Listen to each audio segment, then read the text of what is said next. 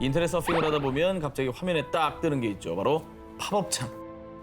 그런데 아무리 끄고 또 꺼도 꺼지지 않는 팝업창이 있다면 이런 거는 대부분 가끔쯤 이제 어둠의 경로 19금 사이트에 접속했을 때 를 나오죠. 찾을 때 발생하는 거 아닙니까?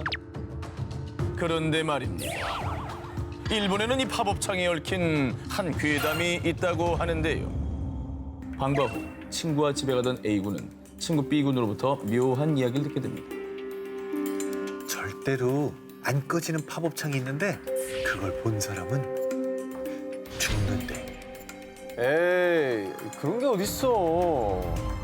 친구의 이야기를 대수롭지 않게 여겼던 A군. 집으로 돌아가 평소처럼 컴퓨터를 하고 있었습니다.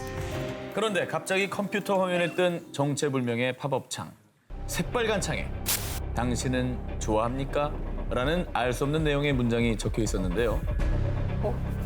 보라? 이거 왜 안 꺼져? 더 이상한 건 아무리 닫기 버튼을 눌러도 팝업창이 사라지지 않는다는 것이었습니다.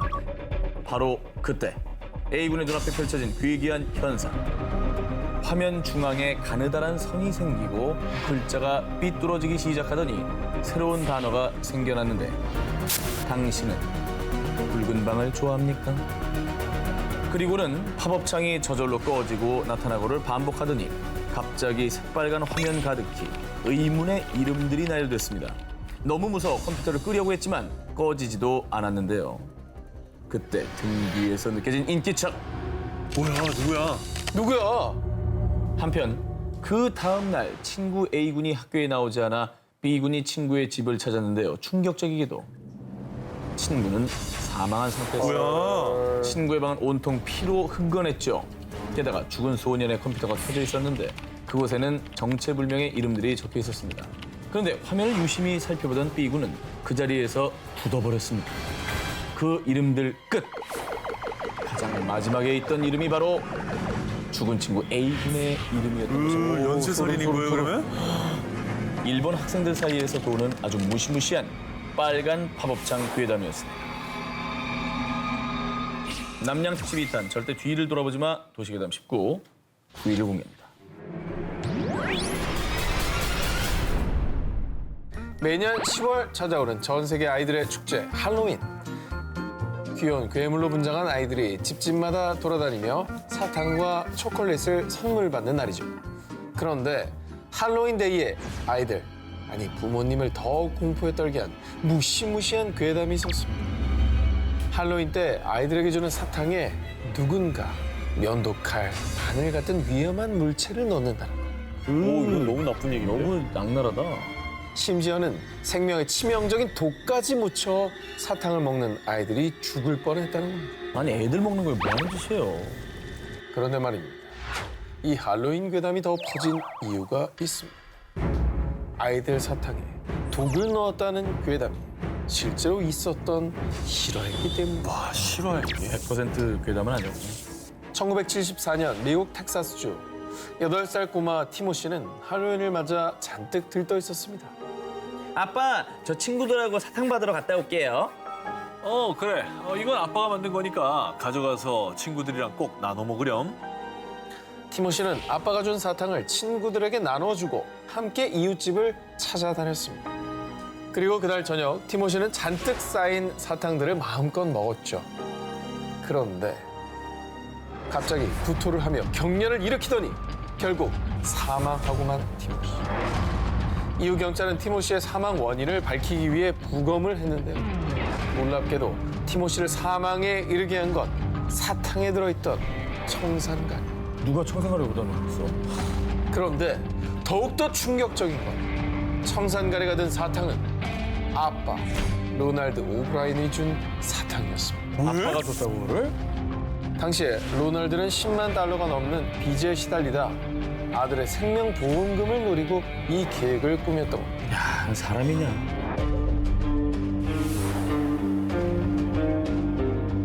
절대 뒤를 돌아보지 마. 도시괴담 19 이번에 8위 공개합니다.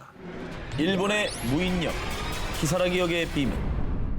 2004년 일본의 한 인터넷 게시판에 퇴근길에 시즈오카현 하마마치 역의 전철을 탔다는 그녀. 그런데 20분간 천천히 멈추지 않아요. 여기가 어딘지 모르겠어요. 아니 이게 무슨 말인가요? 역에서 문이 열리지 않았던 건가요? 이게 고장 난 건가요? 어딘지 모를 곳을 질주하는 전철.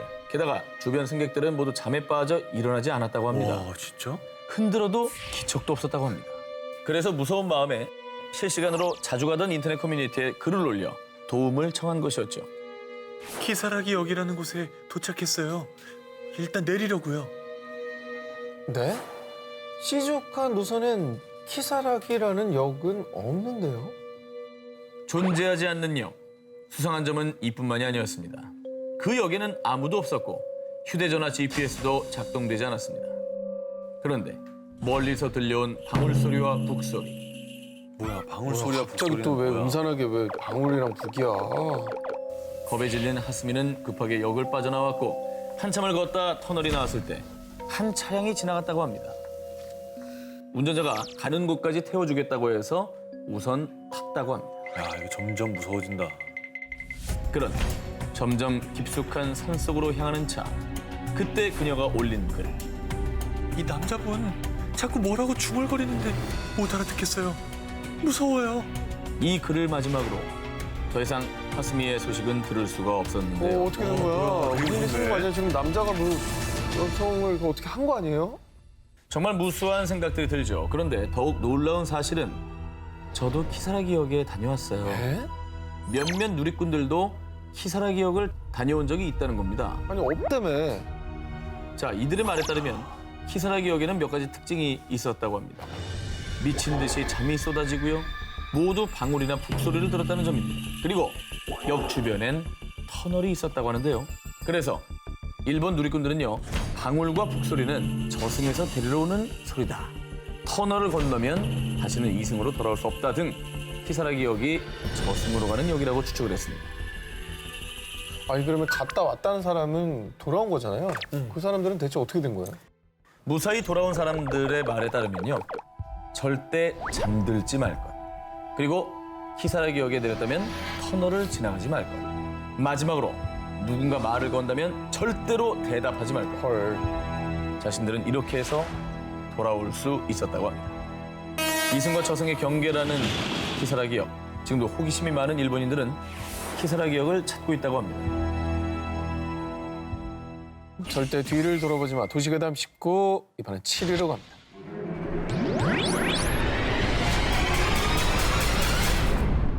자, 황 기자님께 하나 좀 드리겠습니다. 이거 좀 읽어보시겠습니까? 시 한 편인데요. 워낙에 또 낭송을 잘하시고 아 예. 네, 아너 선배시니까. 네. 누나는 피를 토하고 여동생은 불을 토하며 홀로 지옥에 떨어진 토미노. 지옥은 어둠에 휩싸였고 꽃도 피지 않는다. 내용이 뭐 피토하고 지옥 나오고 살벌한데요? 방금 한 기자가 읽은 건 일본의 유명 시인 사이조 야사가 1919년에 발표한 시집 사금에 수록된 토미노의 지옥이라는 시입니다. 그런데 이 시에 얽힌 비밀이 하나 있습니다. 바로 토미노의 지옥을 소리내서 읽으면 불길한 일이 닥친다는 것입니다. 싸울래? 털 다 뽑아버릴 건데 진짜. 내가 잡을게. 뽑아. 내가 뭐야 이게? 이거요. 아니, 좀 싫으면 싫다고 얘기하면 되는 거 아닙니까? 뭔지 모르니까 이거지. 자, 진정하십시오. 네, 이 시는 지금 진정하게 생겼어? 진정하시고 원래 일본어잖아요. 네. 원문을 읽어야만 통하는 거예요. 우리말로 읽으면 괜찮은 일본어 거예요? 할 줄 압니까? 몰라요. 상관없는 거 아닙니까? 그래요? 그럼요. 전혀 관계 없습니다. 번역본은 상관이 없어요. 아니 근데 이 얘기 그럼 어디에서 나온 얘기인가요? 일본에서 시 토미노의 지옥괴담을 믿게 된 이유. 바로 문학평론가 요모타 이누이코가 2004년에 발표한 평론집 마음을 구르는 돌처럼에 실은 글 때문인데요. 낭독하면 돌이킬 수 없는 끔찍한 일이 생긴다라는 유명한 시다. 시인 테라야마 슈지는 이를 어겼고 얼마 뒤 사망했다. 테라야마 슈지는 일본의 천재 시인이자 영화 감독으로 1983년享년 47세에 사망했는데요. 문학평론가 요모타의 글에 따르면 그가 토미노의 지옥을 소리내 읽는 바람에 저주를 받았다는 겁니다. 때문에 시를 절대로 소리내 읽지 말라고 거듭 충고했던 요모타. 하지만 그 충고를 무시하고 토미노의 지옥을 낭독한 사람들이 올린 후기글. 혀를 깨문 것도 아닌데 혀가 베어 있고 자고 일어난 입안에 피가 고여 있었어요. 치 읽고 얼마 뒤에 발이 너무 아파서 봤더니 발바닥 껍질이 다 벗겨지고 발톱이 빠져 있었어요. 시를 낭독한 사람들이 겪은 미스테리한 일들. 정말 사이조 야사의 시에 저주가 깃든 걸까요? 절대 소리내 읽어서는 안 된다는 시. 토미노의 지옥. 그럼에도 불구하고 시의 저주를 믿지 않는 사람들은 지금도 토미노의 지옥을 낭독하고 있습니다. いいよかわいい富野は 자, 이번엔 일본 아이들 사이에서 상당히 유명한 괴담을 준비했습니다. 추억의 동요와 신곡을 소개하는 일본의 방송 NHK의 프로그램 모두의 노래. 무려 59년째 방영 중인 인기 방송이라고 합니다. 특히 2007년에 소개된 사토루 군이라는 노래가 어린이들 사이에서 큰 인기를 끌었는데요. 이거는 노래도 좀 음침한 데다가 네, 가사도 내용이 좀 밝진 않네요, 내용이. 이 노래는요, 어릴 때 친구인 사토루 군에 대한 이야기를 담고 있는데 사토루 군이 얼마나 이상한 아이였냐? 다음 가사에 그 이유가 나옵니다.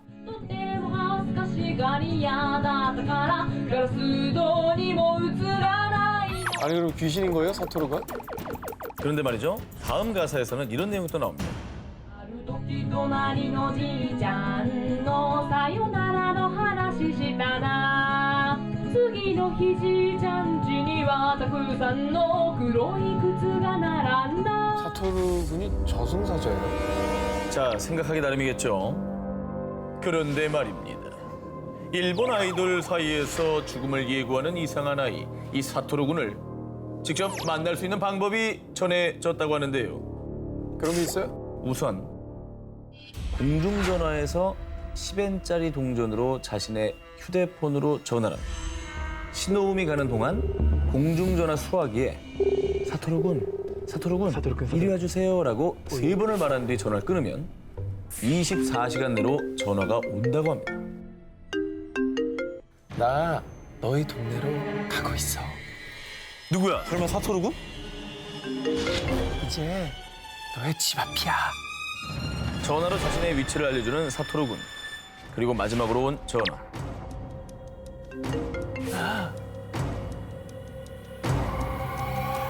지금 내 뒤에 있어. 그럼에도 불구하고 아이들이 사토루 군을 만나고 싶어하는 이유가 있습니다.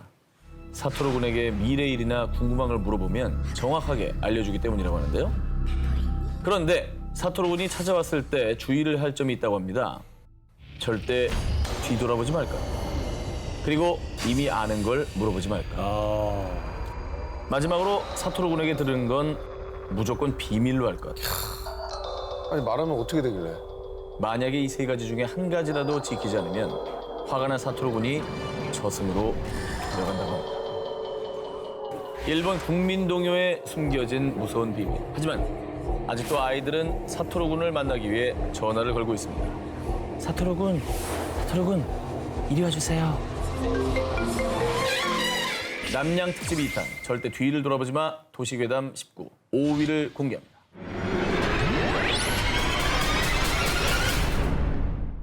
(2012년 6월) 초록창 지식인에 올라온 글 하나. 여자친구 생주의라서 이사일을 준비 중인데요. 라조욕 이사일을 해볼까 합니다. 뭐야 이게? 뭔 소리야? 생주의를 한다고? 생주의? 생일 파티를 뭐 준비하는 거야? 이 사이는 뭐야? 자, 더 들어보시죠. 워낙에 라조욕도 즐겨 듣는 친구고 제 차에서도 BGM으로 항상 틀어놓고 데이트를 하거든요. 라조육이 음악이에요? 라조욕을 즐겨 들어? 라조욕, 이사이, 생주의 등 다소 난해하고 낯선 단어를 사용한 글. 그런데 이 글에 답변들이 달렸는데요. 저는 라조욕 우정국이라는 곳을 꾸준히 이용하고 있습니다. 라조욕 기만 CMBD로서 더 빛을 발하는 것 같더라고요. 해보시면 아마 만족하실 겁니다. 이렇게 답변마저도 알 수 없는 단어들로 도배가 되어 있었는데요. 야 이게 뭔 소리야? 자, 이렇게 암호로 가득한 이 글들이 인터넷에 퍼지자 누리꾼들은 이 글을 분석하기 위해 눈에 불을 켰고요. 그때 나온 의미심장한 분석. 이거 인육 거래 접선 암호글 같은데요. 뭐라고? 말도 안 돼. 아니 이걸 어떻게 해석했는데 그런 결론이 나와요? 자, 우선 라조육은 고기 육자를 뜻하는 거고요. 여자친구 생주이란 단어를 거꾸로 보면 이주생 여자친구, 즉 이주가 된 여자아이로 해석.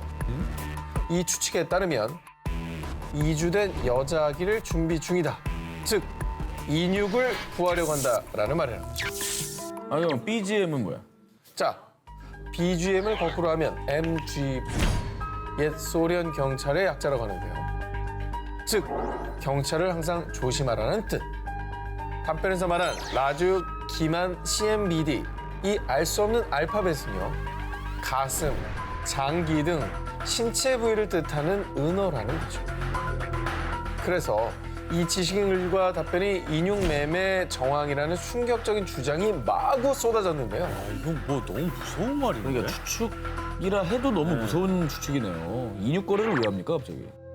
그런데 일명 라죽 242 괴담이 더 이슈가 된 이유는 2012년 4월 대한민국을 충격에 빠뜨린 엽기적인 토막 살인 사건, 오원춘 사건 기억하시죠? 네네. 기억나죠, 오원춘?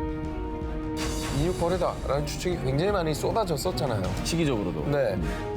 그 사건 바로 2달 뒤에 이런 의미심장한 글이 올라와 더 공포심이 조성될 수밖에 없었던 거. 이거 무섭다 진짜. 이거 그냥 괴담이기만 했으면 좋겠네요. 남양 특집 2탄 절대 뒤를 돌아보지 마. 도시괴담 19 4위 공개합니다. 죽은 사람의 영혼이 깃든 개. 1990년 일본 도쿄. 한 남자가 밤늦게 고속도로를 달리고 있었는데요. 그런데 차창 밖으로 뭔가가 보일 듯 말 듯 하는 게 자꾸만 신경이 쓰이는 겁니다. 그래서 남자가 창문을 열어 주변을 둘러보는데 어이 깜짝이야. 왜 그래? 개가 쫓아오고 있었습니다. 그냥 개가 아니고요. 사람의 얼굴을 한 인면견이 희죽 웃으면서 자동차를 쫓아오고 있었던 겁니다. 더 등골이 쭈뼛 서는 건 대체 어떻게 쫓아오는 거야? 지금 시속 100km인데 말이야! 나 소름 돋아 지금. 너무 무서워. 평범한 개라면 시속 100km로 달리는 차를 절대 쫓아올 수가 없겠죠. 대체 그 개의 정체는 뭘까요? 소문을 넘어 목격자까지 속출을 하게 되자 인면견의 실체를 파헤치기 위해서 당시의 일본 모 방송에서도 목격자를 수문할 정도로 괴담은 급속도로 퍼져나갔습니다. 그런데 2010년 도쿄 카마타의 주택가에서 촬영된 CCTV 화면인데요. 어머. 무언가 슬그머니 등장을 합니다. 저거. 저기 있네. 눈, 코, 입까지 뚜렷한 사람의 얼굴, 인면견입니다. 헐. 이게 개라고? CCTV 사진을 본 일본 누리꾼들 사이에서는요. 얼마 전 이 동네에서 실종된 사람 아니야? 일본의 몇몇 심령학자들과 사람들의 주장에 따르면요. 인면견은 억울하게 죽은 사람의 영혼이 근처에 있던 개들에게 깃든 겁니다. 아닙니다. 인면견은 대학 실험실에서 탈출한 개입니다. 유전자 조작에 실패한 개예요. 이렇게 인면견의 정체를 두고 여러 가지 추측들이 난무했는데요. 하지만 이 CCTV 속 인면견의 정체는 끝내 밝혀지지 않았습니다. 만약 여러분이 인면견을 만난다면 어떻게 하시겠습니까? 자, 이제 세계 특종만을 남겨두고 있는데요. 전 기자 대 한 기자, 남약 특집 2탄. 자, 절대 뒤를 돌아보지 마, 도시괴담 19. 자, 헤드라인부터 한번 만나보도록 하죠.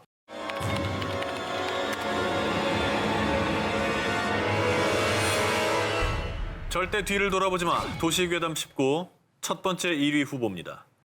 2009년 너튜브에서 화제가 된 영상이 있습니다. 아, 기분 나빠. 아니 뭐야 이게? 저렇게 왜 그래? 아니 저게 뭐야? 노래를 부르는 마네킹. 이뿐만이 아니라 고개와 손도 좌우로 움직이고요. 어떨 땐 정말 사람처럼 다리를 꼰치 앉아있기도 합니다. 그런데 말입니다. 얼마 뒤 흉흉한 괴담이 돌았습니다. 이 영상을 만든 사람은 연쇄 살인마다. 어머 무슨 소리예요? 아니, 마네킹이랑 연쇄살인이 무슨 상관이에요? 소문에 의하면 연쇄 살인마가 여성들을 납치한 뒤 피해자의 옷을 벗겨 마네킹에 입힌 거라고 합니다. 저게 이제 피해자들의 옷이라는 거죠?